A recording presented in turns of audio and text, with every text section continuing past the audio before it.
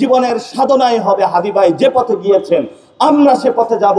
হাদি ভাইয়ের ইনসাফের রাজত্ব আমরা কায়েম করে ছাড়বো ইনশাআল্লাহ। সবাই রাজি আছেন ইনশাআল্লাহ?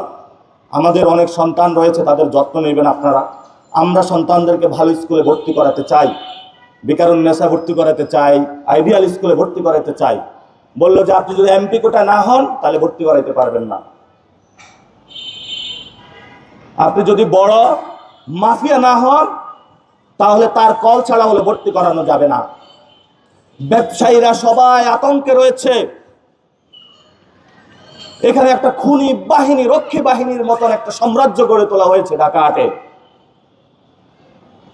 চাঁদাবাজি, টেন্ডারবাজি দিয়ে মানুষকে একটা ভয়ের সংস্কৃতির মধ্য দিয়ে রাখা হয়েছে। স্কুল, কলেজ, বাণিজ্য সব জায়গায় তারা দখল দিয়েছে। আমরা বলেছি তাদেরকে, ঢাকা হাটবাসী আপনারা বাঁশের লাঠি তৈরি করুন। এই বাঁশের লাঠি দিয়ে এইসব রক্ষী বাহিনী, যারা নব্য রক্ষী বাহিনী ঢাকা হাটে আবিষ্কৃত হচ্ছে, গ্যাংস্টার, তাদেরকে আমরা প্রতিহত করব। দেখা যাবে তাদের কত শক্তি এই জমিদারদের। ওসমান হাদি চলে গিয়েছেন, ওনার দেখানো পথ ছিল ইনসাফের পথ। আমাদের পথ তিতুমিরের পথ, হাজী শরীয়তুল্লাহর পথ। আমরা এই পথে যাব। দেখুক তাদের কত সাহস আর আমাদের কতটুকু বুকের পাঠা আমরা তাদের রাজপথে দেখে ছাড়বো। ওরা বলে আমরা নাকি তাদেরকে উস্কানি দিচ্ছি। তুমি সারাদিন চাঁদাবাজি করবা, দখলদারিত্ব করবা, সন্ত্রাসী করবা, আমার ভাইয়ের সারাদিনের ব্যবসার টাকা কেড়ে নিবা। আমি যদি তার পক্ষে কথা না বলি, আমি যদি তার পক্ষে দাঁড়াই, তুমি বলো উস্কানি হচ্ছে এটা। আর তুমি যে সারাদিন একটা মানুষকে এসে সন্ত্রস্ত করা, বিল্ডিং দখল করো, হোটেল দখল করো, রেস্তোরাঁ দখল করো, জায়গা দখল করো, জমি দখল করো, স্কুল দখল করো, এমনকি কবরস্থানের জায়গা পর্যন্ত তারা মসজিদের জায়গা দখল করে নিয়েছে। মাছ বাজার থেকে সবজি বাজার, প্রত্যেকটা জায়গায় তারা বাংলাদেশে দখলদারিত্ব চালাচ্ছে।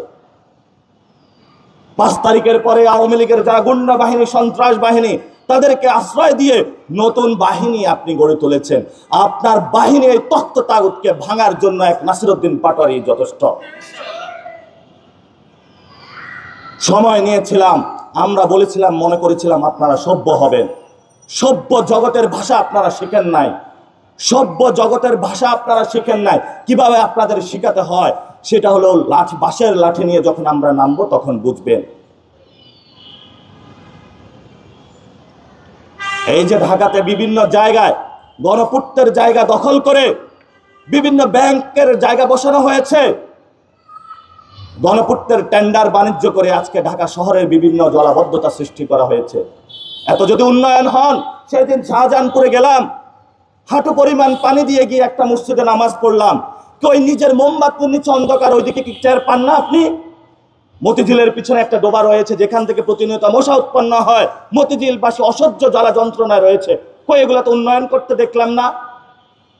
ঢাকা শহরের বিভিন্ন জায়গায় রাস্তায় হাঁটা যায় না, বিভিন্ন স্কুল প্রতিষ্ঠানের বিল্ডিং গুলা ধসে পড়তেছে। রাস্তায় যখন চলাফেরা করে মনে হচ্ছে যে ফ্লাইং বিমানের, যুদ্ধ বিমানের মতন রিক্সাটা চলাফেরা করে। এগুলা তো উন্নয়ন করলেন না আপনারা। যখন এই নয়াপল্টনে বিএনপির অসংখ্য নেতা কর্মী আন্দোলনে এসেছিল, তাদেরকে যখন খুনি আওয়ামী লীগ ককটেল দিয়ে গ্রেনেড নিক্ষেপ করেছিল, তখন আপনারা বিভিন্ন জায়গায় নেগোসিয়েশন করেছিলেন।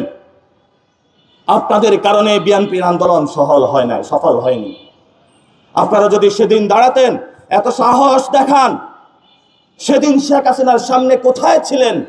নয়াপল্টনে যখন বিএনপির ভাইগুলা নির্যাতিত, নিগৃহীত হচ্ছিল, সেদিন তো পালিয়ে বেরিয়েছিলেন আর আওয়ামী লীগের সাথে লিয়াজু করেছিলেন। আমরা জানতে চাই, 5 তারিখের পরে এই যে আওয়ামী লীগের মহারথী যারা মন্ত্রী পাড়ায় ছিল, তাদের আশ্রয়ের মধ্য দিয়ে হলো তারা বাংলাদেশ থেকে পার হয়েছে। এসব গডফাদার সন্ত্রাসী আপনার আমলনামা যদি খোলা শুরু করি, বাংলাদেশের এই ঢাকা 8 আসনে আপনি একটা পায়েও সামনে বাড়তে পারবেন না। মানুষ আপনাকে থুতু দিবে। আমি মুখোশ উন্মোচন করে দেব। সময় আছে এখনো, মান লজ্জা নিয়ে বেঁচে থাকুন। আপনারা বিএনপি সবাই আজকে ভালো থাকবেন। এই আজাদের লড়াই একসাথে হবেন। আমরা নতুন করে বাংলাদেশ গড়বো। আপনারা মা বোনেরা একসাথে থাকবেন ইনশাল্লাহ। দেখে ছাড়বো আমি নাসিরউদ্দিন পাটোয়ারি। ঢাকা ৮ আসনে কোনো মাফিয়া রাজত্ব কিভাবে শেষ করতে হয়। সবাইকে লড়াইয়ের অভিনন্দন এবং সালাম জানিয়ে আমি শেষ করছি। আসসালামু আলাইকুম।